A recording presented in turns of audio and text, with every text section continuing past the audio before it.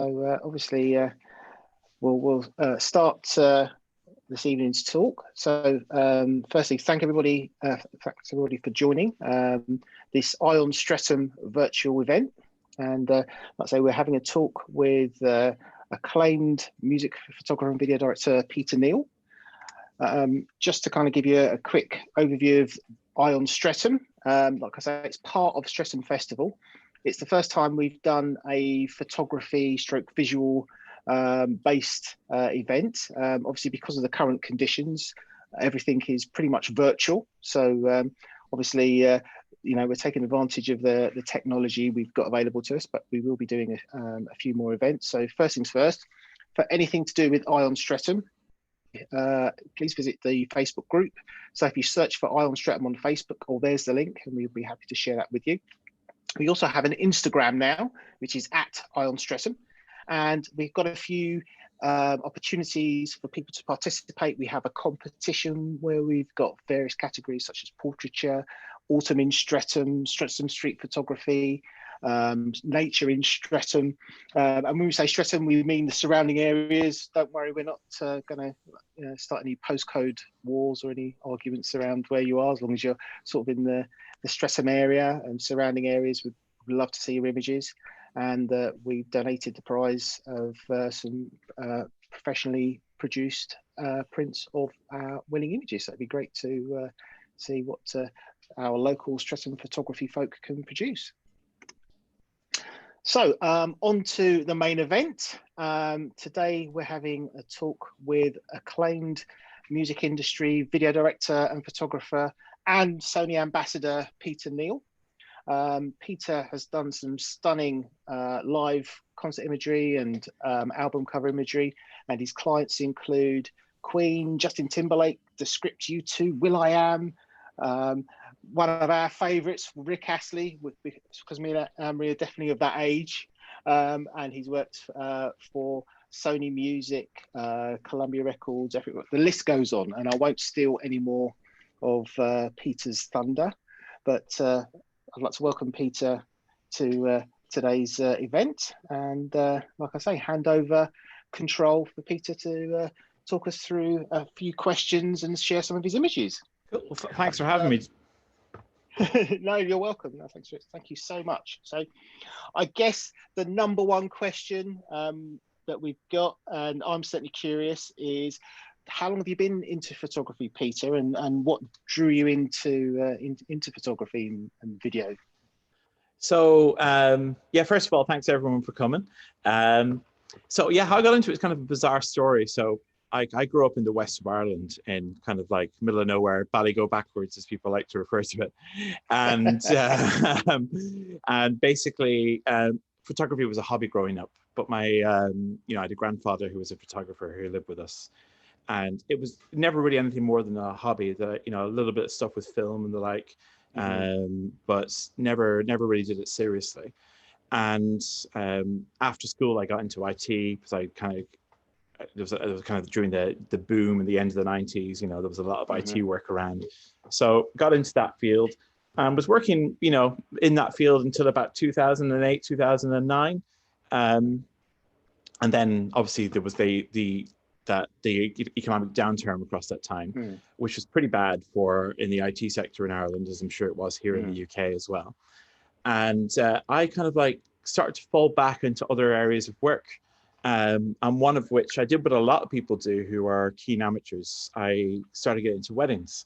Now, I'm glad I did it in one way, but weddings I'm not built for shooting weddings, and it was just so stressful. I empathize. Yeah, I was just like, I'd be panicking about it 2 weeks before and 2 weeks after, and it meant I was in a perpetual state of panic. And I ended up putting down the camera a lot and never touching it when I wasn't shooting a wedding, because it was killing my love of photography. I never had a wedding go wrong, touch wood, but decided to get out before it did. So I was still doing bits and pieces of IT work in between the weddings. I thought, well, I need to try and find something else. And a mate of mine who's a musician said, well, have you ever considered music industry photography? And I was like, how on earth do you get into that? And it was bizarre. About 3 weeks after that, there was a job thing in a newspaper called the Irish Times back home.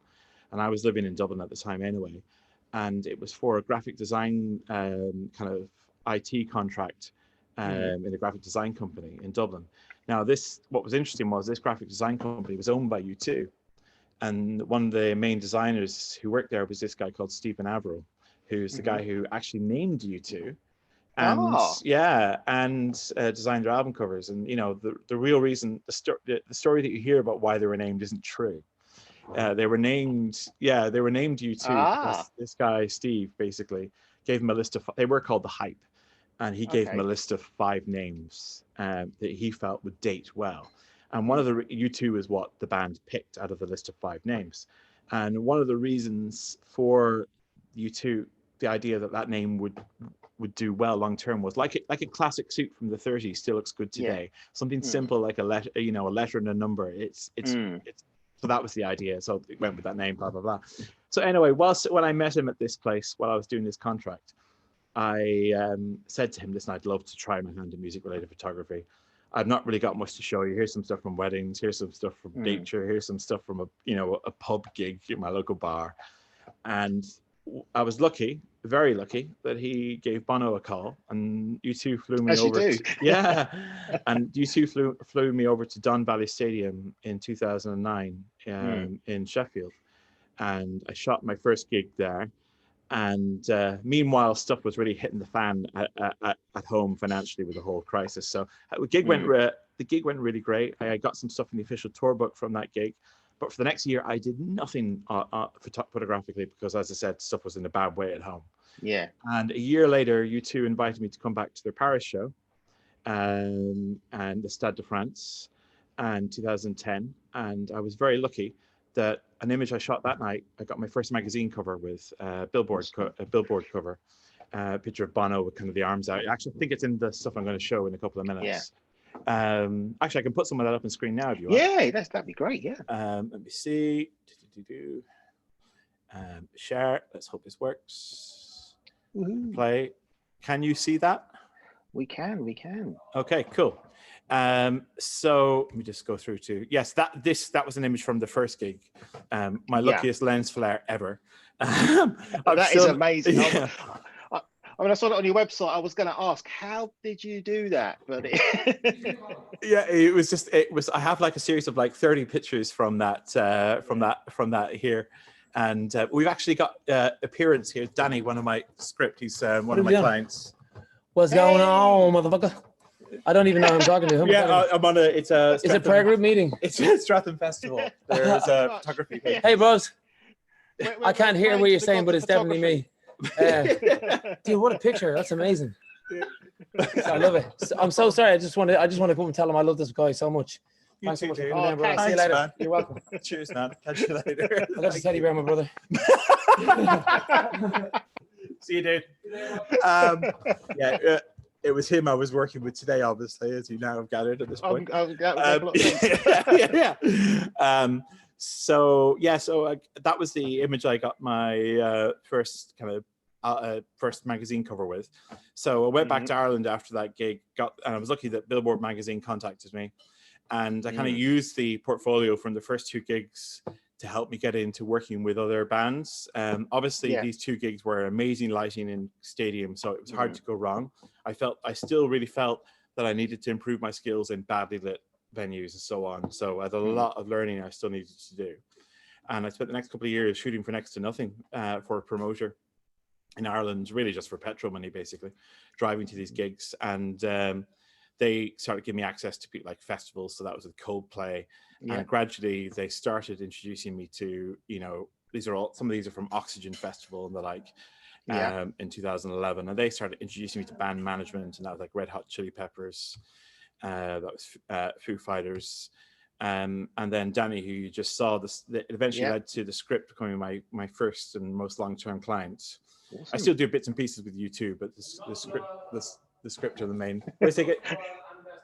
Absolutely, best clients. Danny's in the background having a listen.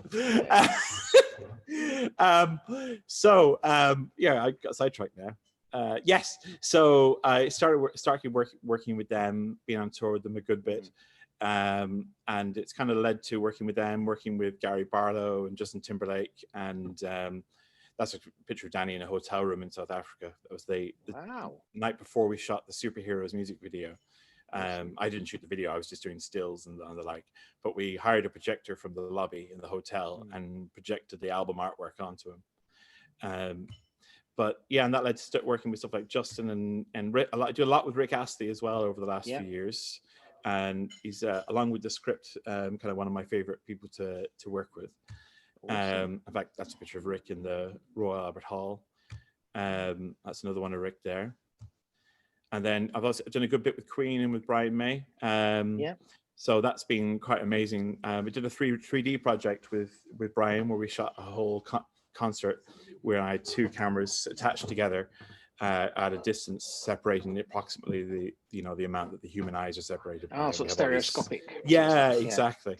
And actually we recorded a bit of video in that way as well that I've actually recently been experimenting with putting onto the Oculus Rift and stuff at the moment, but still an experiment at this point. And then I've done a lot with Elbow, who are an amazing band to work with and kind of one of my musical indulgences as well. I love their stuff. And Guy Garvey is basically a local as well. He lives quite near us here. And that, I didn't realize this was in here. This is a backstage picture on Justin Timberlake's tour, and I got off the tour bus and I said to somebody, "Where is the toilet?" Because there's certain rules on the road, you only use the toilet for a wee and nothing else, and so I got off the bus and I said to someone, "Where's the toilet?" And Justin was like, "Hey Pete, turn around," and that was what I saw. There was a couple of other funny pictures actually from that night. Hey, yeah, it was in the changing into this caravan. Wow. Yeah, that was. You've got them all, man. Yeah, that was that gold chain was pretty heavy, I tell you that. And that was some stuff from Elbow last year. That was actually shot using a new technique I've been working on, which is not a new technique, but it's not usually applied to music photography, where that's a series of like 8 individual frames shot with an 85mm at 1.4, holding the camera in portrait orientation and then stitched after, which is a bit of a nightmare with the crowd. I can imagine. Yeah, I've tried doing panoramics myself. Yeah, just to, and it's not, again, it's one of those things you think is so easy, but actually there is definitely a bit of a skill to it. Yeah, and so it's a fun little effect, but it gives you the intimacy in a wide picture, which is not something you normally have. So I've been doing quite a lot of that over the last year, and over lockdown, it's been a bit bizarre. It's editing a lot of old content from over the years and the like, for clients, and a lot of people are going back over their old content and repurposing it, and stuff that's been recorded but nobody's ever done anything with, stuff that's been on the long finger for the last 3 years. It's been happening during lockdown. Exactly. That's basically, So that's a great segue as we talked about techniques. What would you say are some of the key skills for somebody wanting to get into music photography? They could be technical skills, they could be business soft skills. What are kind of a few tips you'd give? So the key, the first of which, funny enough, isn't even technical. Certainly for music industry photography, the most important skill is actually playing well with others. Because very often, especially in the music in the concert industry, where bands are touring and you're with a crew and you're there day in, day out over a long period, if you're someone who's easy to work with and people like being around, it affords you more opportunities, and it just makes it nicer for everyone. So people skills, but also respect, knowing when to put the camera away, and when not to take a picture. I can imagine with a touring band, that's probably a very key skill. Yeah, 100%. Or equally, it could be something as simple as it happened once with an artist in the Royal Albert Hall, and their family came to the dressing room before the gig, and I kind of instinctively just put the lens cap on the camera, and because just knowing when to stop and give people their time is kind of important. And then obviously there's technical skills as well. In the industry I work in, kind of having a very keen manual knowledge of your camera is kind of key, because auto functions in a live music environment with lights that you have no control over and could go from being quite gentle to manic at one moment, especially if it's an artist you haven't worked with before and you don't know their routine or something. You need to be able to react quickly and know your camera inside and out. I guess another key skill as regards to equipment, because often I'm working in quite low light, you need to know the capabilities of your lenses quite well. So it might be that, for argument's sake, I used to have a Canon 50mm 1.4 lens, which a lot of people have. Yeah. But that lens, at least in my experience, is famously soft at 1.4. And it really, I would always use it at 1.6 or 1.8. I would never go open it all the way up to 1.4 because it was just too soft. You know, so knowing your gear, because in the music industry with that low light stuff, you're pushing the limits of the equipment. So you need to know where the real limits are as opposed to the ones that are advertised in the box. So if that makes sense.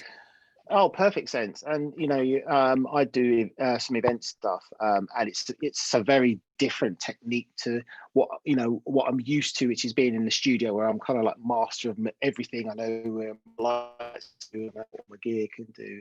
To be fair, it's a great way to kind of keep your your skills in check. You know, doing different things. But by the same token, every now and again, I think, I want my studio back. Yeah. Absolutely. I'm like the inverse opposite. Like I'm somewhat comfortable in an event environment. When I get into studio, it's just like, all the kind of like, what's that word when you think you're a phony at something and you're you're doubting yourself. Imposter syndrome. It's like I'm in the studio and I'm like attacked by imposter syndrome. Oh, don't worry. I mean, the great thing is, at least with its digital, at least you kind of get a rough idea how, well, not rough, a pretty good idea how things are turning out. Well, exactly. I mean, I mean, hail to all the film photographers before digital who didn't have those. Tell me about it, definitely. My goodness. And one of the things, again, I only heard this one quite recently, but obviously as a music photographer, it's kind of, I'm sure very common knowledge. But the whole thing about 3 songs and no flash. Could you share a little bit about that, or how what that means to people who are starting, might be thinking about getting into music photography and the kind of etiquette? Yeah, so the 3 songs no flash essentially means if you get a press pass, and it might be through a paper, through a publication, it might be just from contacting the band management. Essentially, what you're normally allowed in for the first 3 songs. It sometimes does vary a little, and you're in the pit essentially, which is the area between the front of the crowd and the stage. That's normally the area. And as soon as those 3 songs are over, you're out. And it can be a bit manic if it's a big band and there's like 10 photographers in the pit. So there is an etiquette there, and what things like don't hound if you happen to be the first one in the pit who gets like the one really good spot. Don't try and monopolize that spot, because you'll make because A, it's not fair on everyone else. And B, you won't make many friends, put it that way. So there is definitely a lot of etiquette around that. And another thing, people sometimes who are starting out are fearful about going in with, they're like, oh, but my camera is only a small camera, and don't worry about that. There are, I mean, anybody who's decent and worth worrying about will have an attitude that they likely started the exact same way. Yeah. And, and that's something they should admire someone starting out, not give them occasionally you might come across the odd idiot who's like, oh, look at you with your tiny camera. Just ignore people like that, because it's in every walk of life that exists. So, and the fact is, with any camera, composition is 80% of the job. So with any camera, you can get good shots, and there's no camera that's wrong to go in with. Equally, if it's a film camera, respect to anyone who tries it with a film camera. 100%. Only thing to bear in mind is make sure you don't flash you know how to disable your flash if it is a camera with a built-in flash, because that's a big no-no. It can not only distract the artist, but also some artists, depending on, for instance, on their age or however how tired they are, they might have a little screen on the stage with lyrics. They don't use all the time, but they might use at key moments when they're when they're more focusing on a particular chord progression that they've just maybe trying to remember or something like that. So the last thing you want to do is distract the artist. And the other thing of etiquette is not to take away from the experience that people have paid for. So people have paid to be there. And when you start taking away from the experience of the crowd, that means you're a negative impact, you're taking away from the show, and you're not doing your job right. That's yes, that's basically, I guess, pit etiquette from my point of view. No, that's really useful to hear that, because again, it's like a lot of these things. It's so easy to just think, it's a bit like being a paparazzi. You're just jumping in there, with your flash firing, all guns blazing. But obviously, I know this. I can relate to that from doing events. The last thing when you're doing an event, and that's again, don't want to talk gear too much, but having cameras like some of the mirrorless cameras that I use, where you can shoot silently, is really nice. In that, when it's appropriate. Probably not such a big deal in a concert, but I know when I've been, maybe if you're doing a recital or something where it's the silence very handy at times. The only problem is with certain types of lights, it can cause banding. So if you're going into a lighting setup you've not had chance to test before, before the band comes on, or even if the lights change during the gig, just keep an eye on checking your screen and make sure that you're not getting horrible banding. And sometimes you can fix that by changing your shutter speed. If you can change your shutter speed to something that's compatible with what your results you want to achieve, great. But it might be that you might need to go back to, and in most gigs, unless it's a quiet gig, most gigs, even with the shutter on normal, people will not hear it. They'll be too. Oh, the other thing is wear your earplugs in the pit. Earplugs in the pit are massive, by the way. Yeah, it's always good to have a pair of earplugs. That's the other critical bit of pit etiquette. Awesome. Well, we've just had a question come in. I think, like I say, we'll jump into that because it's a really good question. Basically, they're asking if you still get nervous for any types of shoot, Peter. Every shoot. Every shoot. Oh, good to know. Yeah, every shoot, 100%. Because there's so much that happen. There's so much you're not in control of. I think the day that I stop being nervous is possibly, would be a problem, to be honest with you. And I know that sounds a bit cliche, but essentially it would mean that I'm too comfortable and I'm not ready for the unexpected. Because at the end of the day, you're always learning. I mean, the amount of stuff, I went back to over lockdown, just exploring some of the features of my camera that I'd never used before, and modes I'd never used. No pun intended. yeah, exactly. And so there's always stuff to learn. So I would say it's good to be nervous. I see there's another question from Petra. From Petra. I've managed to get press passes to work closely with the Fusilier. But getting beyond that, getting beyond that can be quite difficult. One tip I would say is, one is when cold emailing people trying to get passes, it's very important that you're emailing the right, obviously this is obvious, but you're emailing the right people. Now, one thing to be aware of, generally the record label for the band are not the people to email, although a lot of people think that they are, because it's easy to get the contact information for them. But the fact is that record labels make their money off album sales, not live gigs. So they don't really have much of a vested interest in helping you.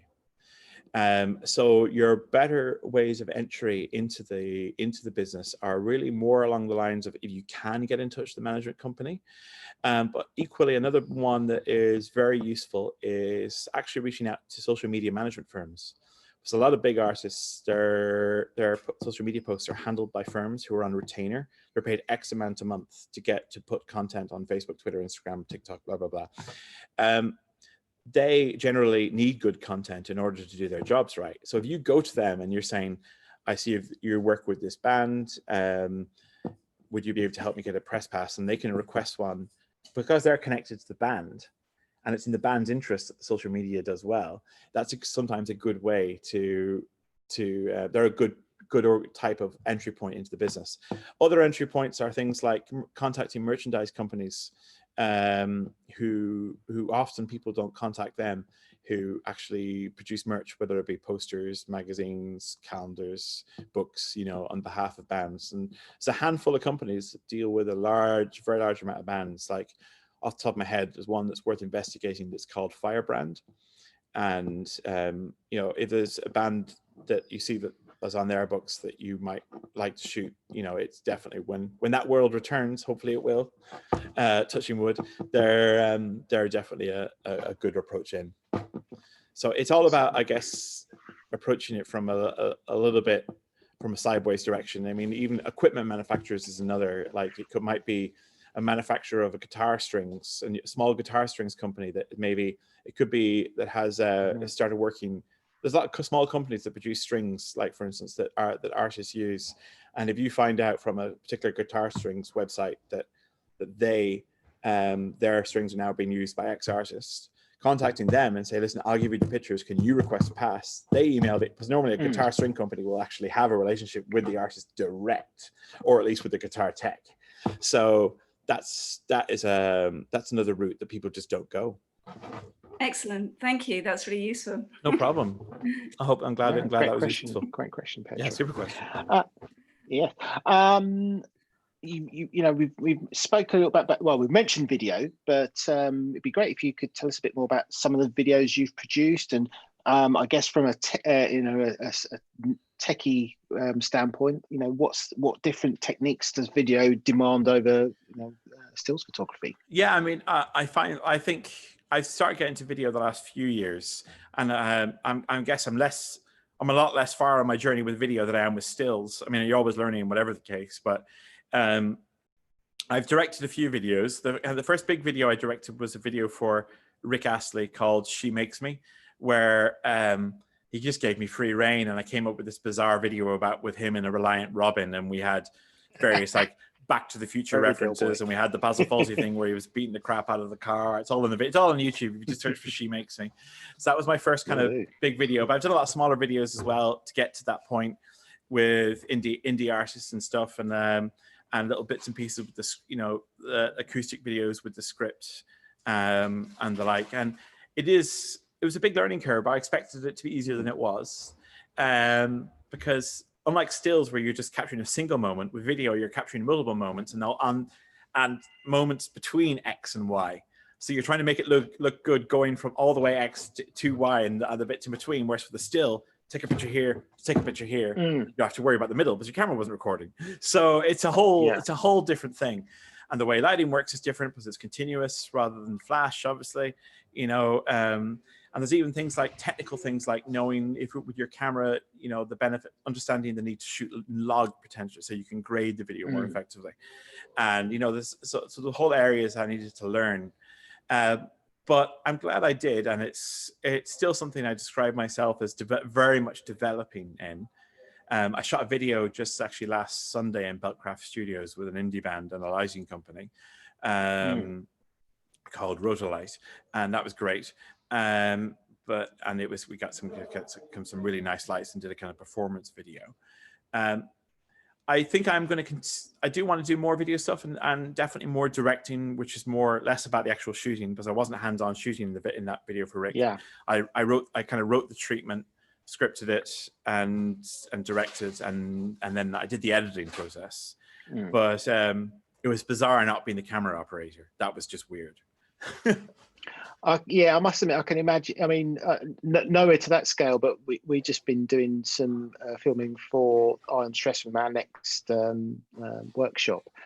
And although that was just me just doing some lighting demonstrations, it is very weird because I want to look at both. We'll look at both cameras, or I want to, you know, and do all that stuff. And the other thing, and I'll thank Amory in public because she's on the session, is having somebody who's, you know, good with the actual logistics of putting it all together for me made a huge difference. Oh man, that's critical. Yeah.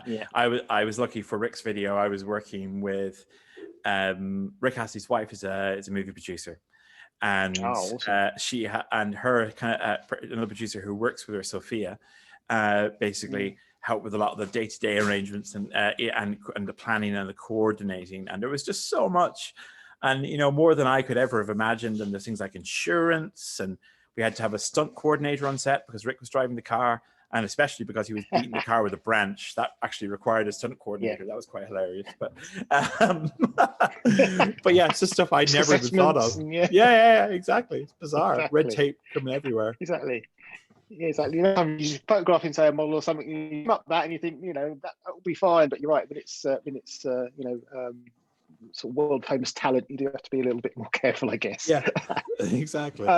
So just another good question from Phil coming, which is, which image are you most proud of, and which artist have you most enjoyed photographing? And I'm sure, as you have one next to you, it's they'll be on that list. Well, he's downstairs recording at the moment, but there is an image which I will put back up on the screen. Oh yes, that'd be great.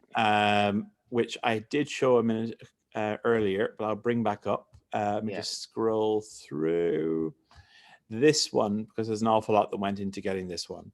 So that was in San Diego in 2014. The script were supporting One Republic around the States. And this took 5 nights to get this, because we had, the first night, it was actually just Danny and in the middle, and Glenn, the drummer. And it was very like that, but it was just, the frame was just the two of them. And then we thought, oh, I wonder if we can get all 3. And so the next night we tried it, and I can't remember what city it was the next night, but it didn't work because the lighting at the time on stage during this particular moment of a song called Hall of Fame was flickering, and the whole stage was dark. It's when they were up in the air. So I was like, oh, that's useless. And then the next night, a fan that we tried the third night, a fan had given Danny an Irish flag just before it happened, and he held the Irish flag behind him. So all it looked, all he was a flag with legs jumping. So that was like, that was no use whatsoever. And then the fourth night, Mark Sheehan, who's the guitarist on the right, he mistimed his jump entirely and nearly fell, and basically knee hit off the ground. It wasn't great. So so the other two looked great, but he looked like he'd basically had an accident and went a little bit to drink or something. So we didn't go with that one. Oops. And it was on, even though we hadn't. And then the fifth night, this is the last attempt. And thankfully it was my last night on that run of the tour. So it was a bit of luck. We got everyone in the right places, and this went on to be the official poster for the No Sound Without Silence tour, which was the album. Say, when you describe it, it reminds me a little bit like wildlife photography. Like when you hear about these wildlife photographers who are out there, sort of like in a hide waiting for days on end to get that one shot, and it's 100%. It's bizarre, and after the second night, the lighting engineer had actually stopped the lights from flashing at this particular moment in order to help out, so that these lights for this moment remain continuous rather than strobing, because obviously there's no way that you could guarantee, if they were strobing, there was just no way you could guarantee you could get it's just not going to happen, is it? Yeah, awesome. Exactly.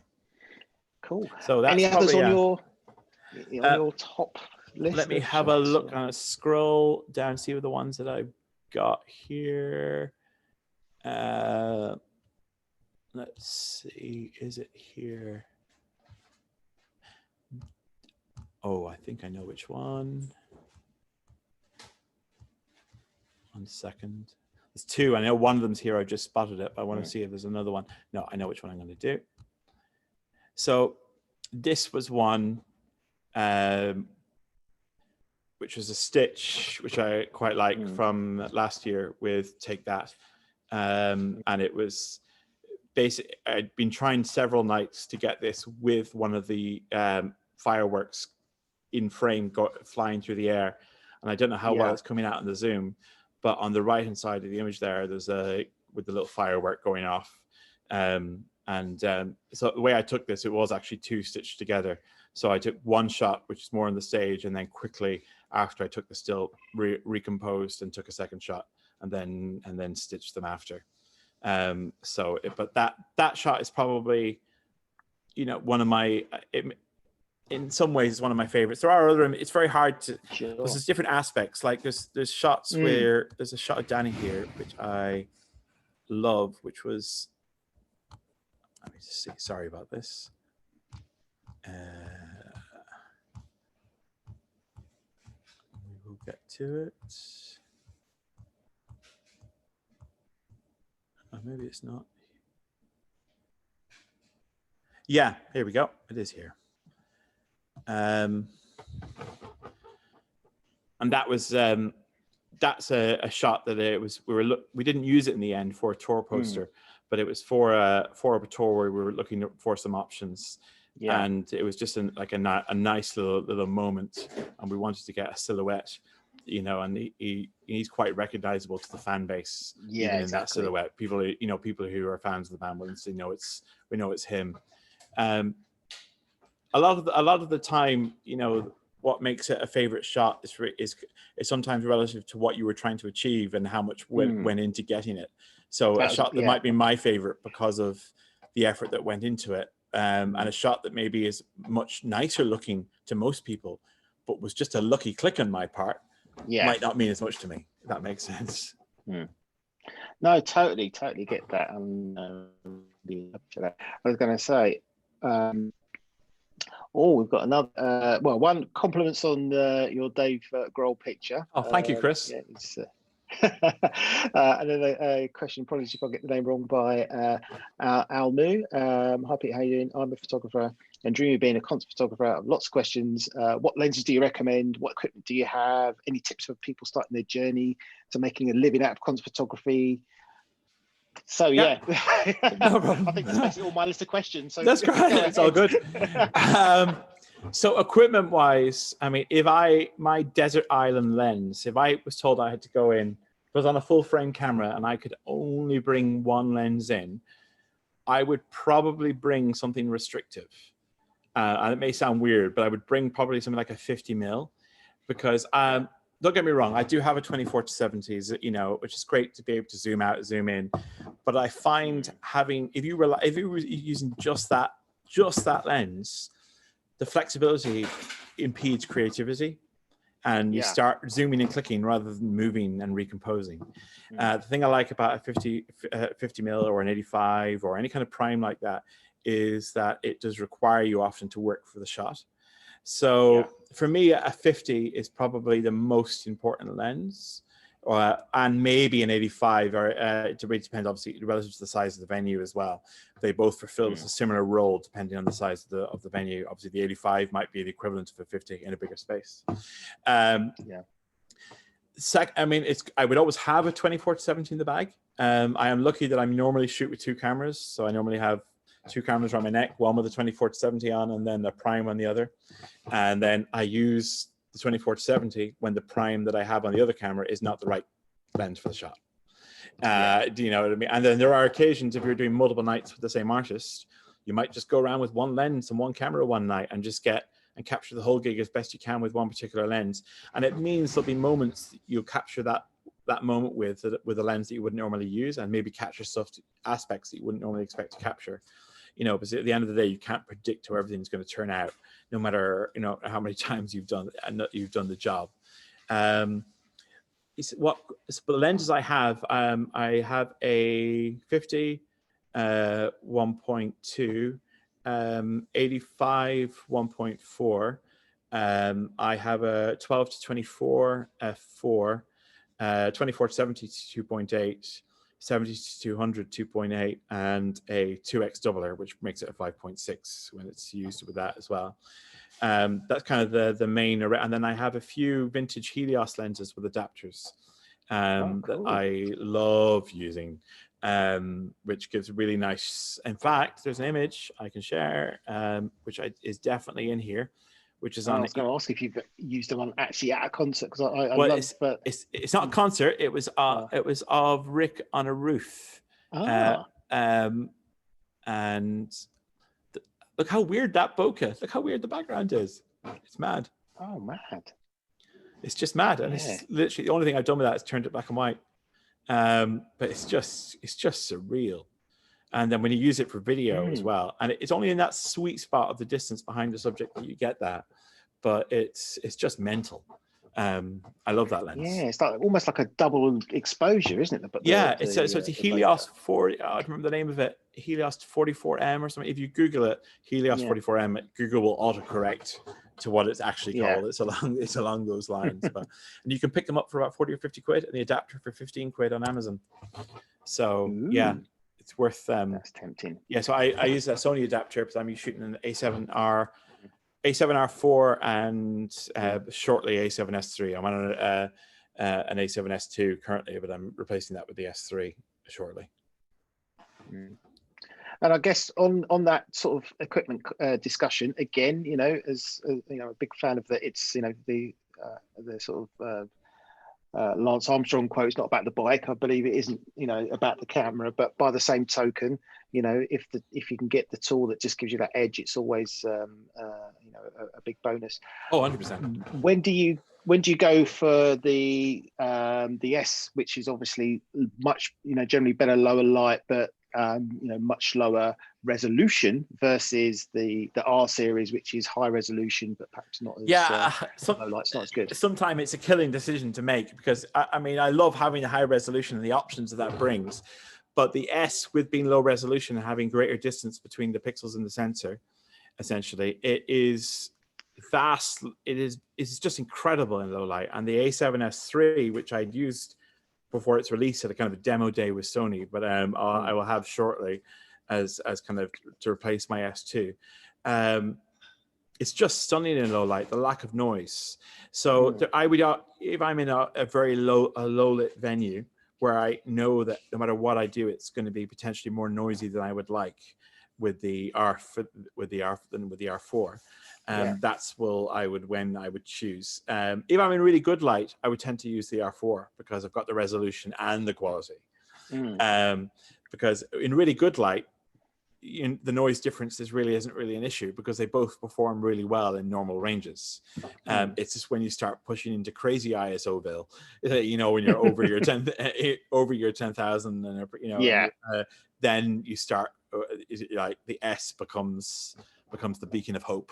I mean, like for me doing events or being mainly a portrait studio photographer, you know, anything above sort of, in the old days, ISO 400 would sort of bring me out in a sweat, but I've done a few, you know, with my my Sony A7 III or A7 R3, get the numbers right. You know, I've done events where I've done it, it's been at 6,000 and stuff, and I've been shocked how good it is. Yeah, it's quite amazing. Well, the technology's improved so much as well, in that, you know, and I guess a lot of it has been in the job for a while, have trained ourselves to not use these higher ISOs. So even when new cameras come out, we don't use the really high ISOs very often. I mean, I have to because of my job, but a lot of people are quite surprised at the results that they when they do really push it really high. Exactly. And Phil is almost reading my mind here. I think you know, it's one again on my list of questions, but he's asked it as well. Which photographers inspire? Which music or other disciplines inspire you? Which photographers? So, music photography. There's a photographer who we both were resident photographers in the same venue in Ireland, a place called Olympia Theatre, and we've kind of. It's funny. We have this relationship where we both kind of study each other's work because we approach it very, very differently. And it's a guy called Darren Munnis, and he's a really good mate of mine. He's based in Australia now, but he's kind of the person. I feel I've always felt he's had a knack for the stuff that I'm not quite as good as I should be at, and vice versa. That's how so we kind of help each other out quite a lot. And he's probably been an inspiration. And in school, my art teacher was a nun, still alive, thankfully, called Sister Fanula. In this, I went to convent secondary school with these super progressive nuns, bizarrely. Like, I was going to say, I'm impressed. They refused to wear habits and all that jazz, so it was quite bizarre.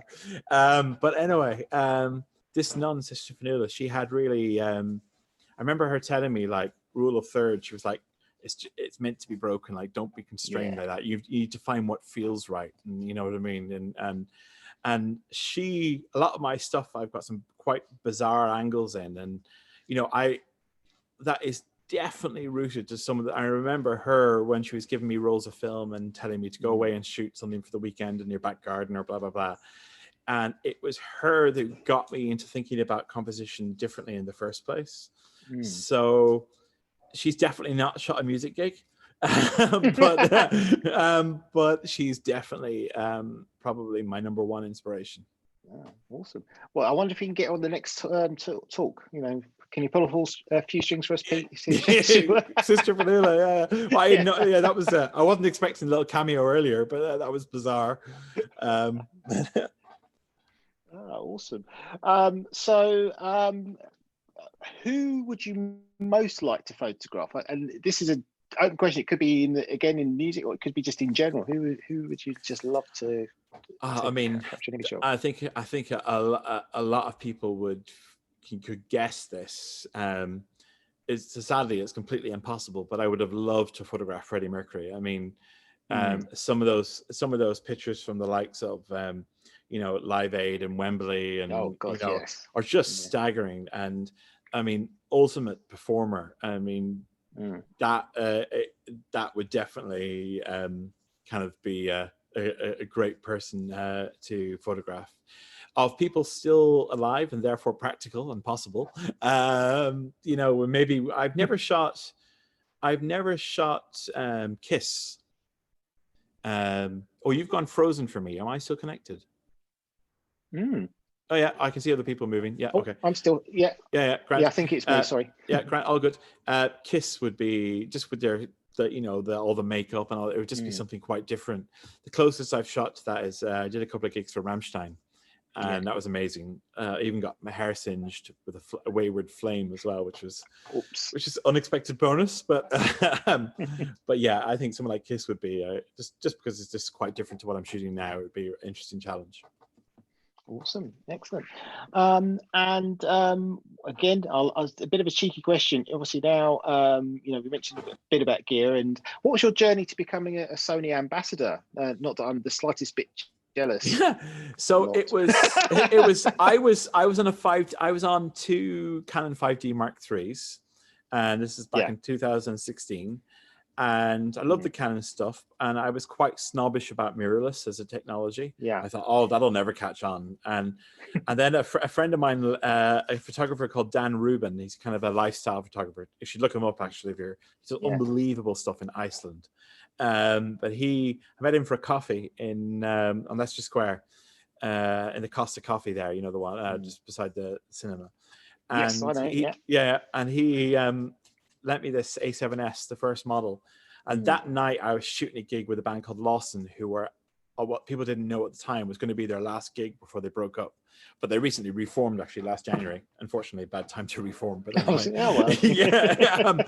But he lent it to me and I used it at this gig, and it kind of just blew me away with the quality of the low light stuff. And also that the electronic viewfinder, how useful it was for like things like focus peaking in the viewfinder, so you could actually get it almost digital aid on manual focus, which was great. But I was like, I can't afford to switch. This is just like, why are you showing this to me? Because he said, well, I have a couple of contacts in Sony. Potentially they might give you a reduced price, blah, blah, blah. And I was like, well, if you don't mind introducing me. So he introduced me to them and I showed them stuff I'd done. And they were like, so how would you feel about if we replaced all your equipment with equivalents and you didn't have to spend anything? You just tag us when you post pictures the odd time. And I was like, yeah. And so I was lucky that they made me an ambassador, and I do talks around the place. The nice thing about working with them is they don't force feed what I'm to say. I'm allowed to say what I like. I'm also allowed to say what I don't like. I remember one of the models, like I absolutely hated how small the handheld was in the original, and I said that, and they the next, and several of the ambassadors, and we have a little WhatsApp chat. We all feed back on things we like and don't like, and it's great. Very often we make a request for stuff that we hear, and then it's in the next firmware version. So it's nice to have that kind of relationship with the camera company. So as long as so it's definitely a positive relationship, and it's it brought me into new technology, which would have been more than I could have afforded at the time to move into. Definitely. And actually, a great question here by Letitia here. She's also a photographer and videographer, and she wants to know, do you use Sony for your video work as well? Yeah, actually, I shot a video last Sunday, which will be out at some point in the next few weeks. It wasn't with the S3 because I haven't got that yet. So I shot it actually with the A7R4. I use PP7 or S-Log2 when I'm shooting on that, and that particular camera has a lovely mode called IAF, which on the previous generation of the R series was only for stills. That's right. On the R4, it works for video as well. So I had the R4 on a Zune crane stabilizer. So I obviously Yeah. could not be adjusting the focus with my hands, and it was just me shooting on my own. It was a low budget shoot, you know? So it's not like I had a focus puller or anything like that. So having this lock onto the eyes of the lead singer as I move around, give me the freedom to move and still maintain the focus was phenomenal. I was editing the rushes, you know, the last couple of days, and I'm really happy. And I don't have a single shot from the entire video where I have a focus issue. And even though I was moving around an absolute ton. So Wow. yeah, it's so I find them really good for video. And talking about that, I mean, for me, portrait photographer, IAF in stills mode is a godsend. But you know, Oh, I've lost you. You might need to repeat that question because I just heard in. Oh, am I back? You're back audio. That'll do. Okay. Back? You're back for me. That'll do. Yeah, sorry, I was just saying, for shooting concerts and so forth, is IAF as big a bonus for you as it is for me? It is actually. I don't use it all the time because quite often you might have a particular creative thing that you're focusing on, which doesn't necessarily involve focusing on the eyes. But there's one scenario which is very handy. If you're in the pit, you're looking up at the singer, they're behind the mic, and you want the camera to focus on their eyes and not the microphone. You know, so that is where it's really handy. Because a lot of the time, a normal focus mode will just pick the mic. And if you're at a shallow depth of field, shooting on the mic will throw the face, focusing on the mic. If you're on a short distance away in a 50 mil at 1.6 or whatever, that's going to make the eyes out of focus. And people, when we look at pictures, I think if the eyes are out of focus, if the face is prominent in the picture, that can very often make the picture just feel wrong. Not always, but it can often do that. No, definitely, I agree. It does sort of throw you a little bit. So I'm mindful we're getting close to the top of the hour for the session. Would anybody else have any questions for Peter? You could either top them in chat, or as I've kind of done my compare-y bit. Actually, there's one here. Oh, it's a great question. Petra. Okay, this yes. Petra, I think, is potentially a mind reader, because I just went past the Hammersmith Apollo earlier, and they have a let the music play thing on the board, and I love that venue. I also love the fact that it's a big venue with a wide stage and a sloped floor. I mean, you can get great pictures from the back because it slopes down towards the stage. And Shepherd's Bush Empire is my favorite venue in the UK. But probably because my favorite venue in Ireland is the Olympia Theatre, and pretty much that's my favorite venue anywhere in the world. But the closest I found to it is the Shepherd's Bush Empire, which is exactly the same kind of feel and vibe. You've got this sense of heritage and an intimacy to it, but with the ability for an artist to have a great lighting rig in this small space. So it's like the meeting of two worlds of intimate show and big production. And to me, that's the sweet spot, because you're not losing the audience connection, but you still get to have the beautiful tapestry of light that for me is just a thing I'm privileged to have a chance to shoot with. So yeah, so Shepherd's Bush Empire is probably my favorite in this country for sure. Excellent. Yeah, I love it too. Right. Any more questions? Again, people feel free to pop off mute if you'd like to ask it in person.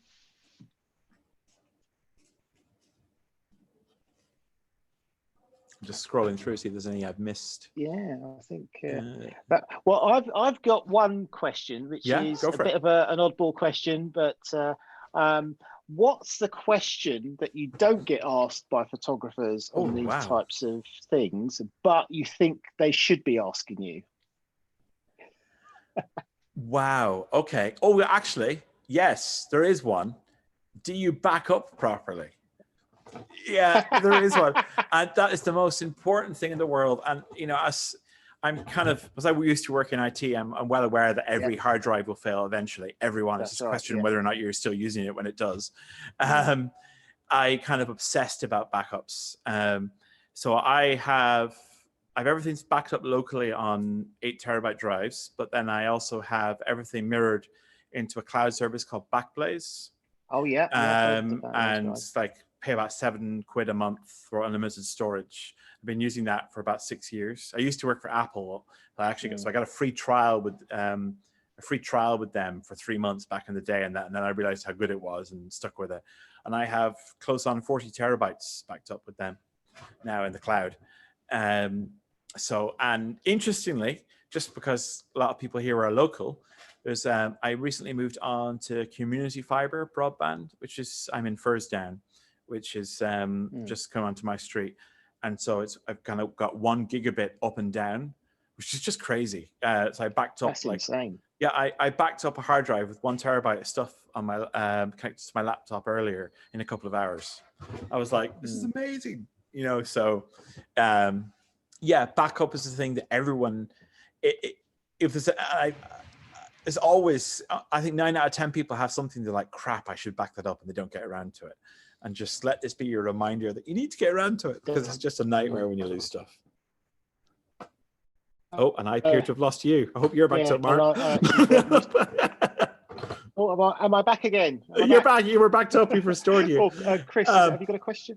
There's a question here we missed. There's a question we missed. What software? Oh, sorry, go on. Follow up to that, which I absolutely. I'm in IT, and the question that comes up every single time is, I don't care about anything else I've lost, but you must get my pictures back. Yeah, exactly. People don't care about all the documents they've done over, lifetimes of arguments with people and solicitors' letters and all that kind of stuff. But you must get back my lifetime's worth of pictures. 100%. Yeah, 100%. Like your kid, like if I could only save any one set of pictures, it would be my kids. It's just nothing else that if I could only save one thing, no question that would be. And yet it's the thing that people are maybe most blasé about. And there are cloud services like Google will allow you to back up low-res versions unlimited, and that's better than nothing, obviously. So there are at least free ways to get more or less everything backed up in a low-res, which is definitely, at the very least, people can do that. No, definitely. And we've got a couple more questions. One from Letitia again. What editing software do you use? I don't know if that's video or pictures, but I'll answer for both. For photos, I am using Lightroom, and Lightroom Classic basically, and then I also Photoshop sometimes for if I'm doing a local edit. Say if an image is not for press use, but say for tour poster use, for instance, and I want to take a bottle off the stage or something like that, or if it's for a tour program, that's kind of edit time that you can edit pictures. Whereas if it's for press use, that's the kind of thing you wouldn't do because you're no longer documenting the event. But so local edits like that, I'll use Photoshop, but generally Lightroom. For video, I use Final Cut Pro. Firstly, because when I worked for Apple, I got it free and I still have a license for it, which is great.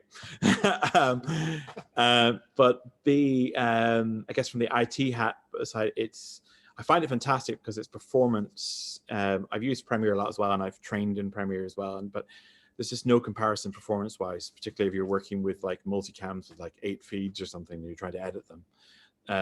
Final Cut just absolutely destroys Premiere for performance. So although both of them can achieve excellent results, I would definitely be Final Cut go for there. Awesome. And one last, we're at the top of the hour, but I'll, if you don't mind, I can crave you for one more question. No here. problem. Are most of your clients asking for copyright ownership if they let you shoot? Yes. So how does that typically work in your world? European artists and UK and Irish artists, they never ask for it. American artists always ask for it. It's different in the culture of the way the industry works, I think. So for all my stuff with Justin Timberlake, they bought out the copyright. So, they do pay you extra, but you need to ask permission to display your own work on your website after. So all the pictures I have of Justin on my website are ones I specifically cleared. And it's killing because I have another, realistically, I have them all backed up still. So I have another 6,000 pictures, which will, some will see the light of day in books and some will just never see the light of day, so it's bizarre. And I know technically I don't have to keep them because I no longer own the copyright on those images, but there's no way I'm deleting them. Oh, exactly. Yeah, as you again, especially as you've extolled the virtue of having lots of backups, and you know, again, as somebody who used to actually work, ironically, in the backup industry, I'm 100% with you. And I don't know if you ever get this, but it's amazing the amount of time clients will come back like 3 years. I think so far, and we've only had our studio for 4 years. We've, you know, it literally has been 3.5 years. Someone's come back and said, "Oh, can I, you know, those pictures you took of us, you know, can we have them again?" And it's like, yeah, absolutely. But it's, you know, the irony of it is, if you don't have them, you know, they are you lose memorable. opportunities. Yeah, absolutely. 100%. Awesome. Did Chris have another question? Oh, I saw you. You raised your hand, Chris. Oh, I think you might still be on mute if you haven't, Chris. Myself. Yeah, no, it was just really a follow up on the thread that you're going through at the moment, and that is. I suppose the question is, what sort of software do you use for archiving, not backing up, but for archiving, so you know where to find stuff? Yeah. I mean, I've been using sort of like your library or your I have kind of, it's more by default. I don't use any software for it. I just have a very, very organized folder structure.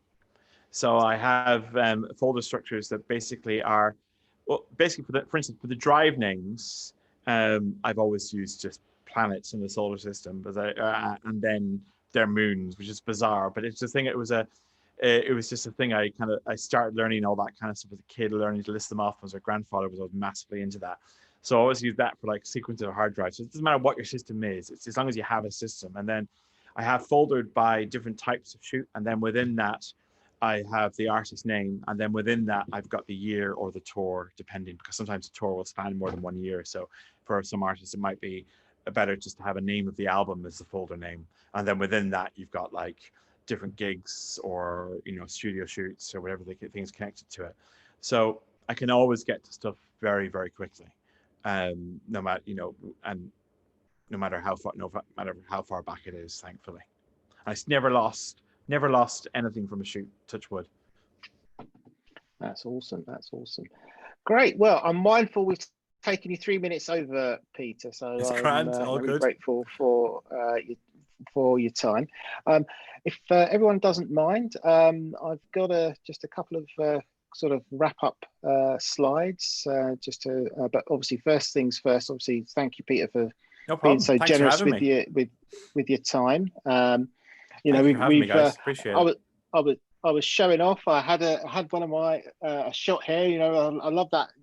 Gary Lightbody.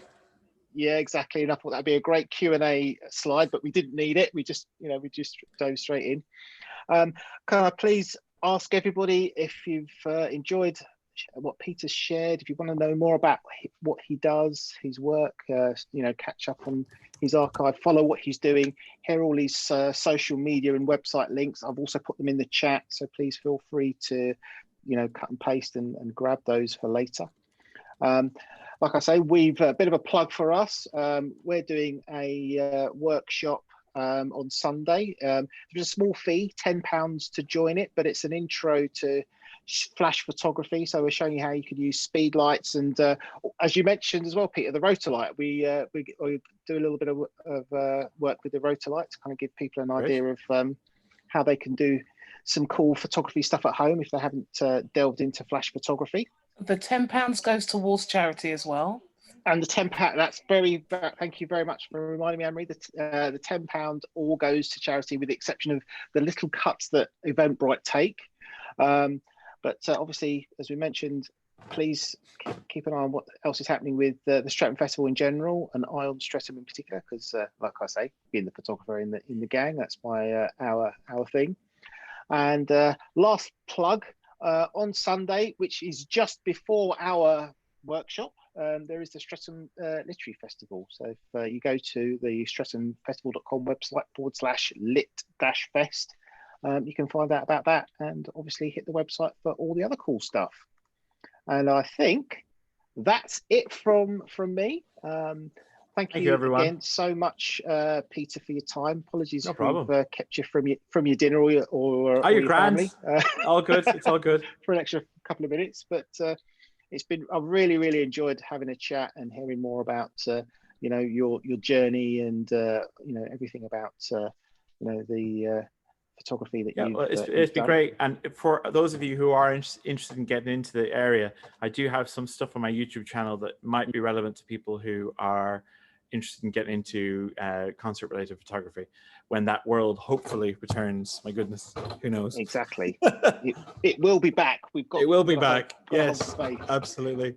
Great. Yes, I must admit, I do miss hitting the, you know, live music and just the whole atmosphere. But absolutely, I think with that we'll call it a night. But thank you, everybody. Thank you again so much, Peter. I really appreciate your time and you sharing your knowledge so generously. And like I say, thank you all for joining. Thank you too. All the best, guys. Thanks so much. Take care, everybody. Take care, everyone. Thanks. Take care. Cheers. Bye. Bye.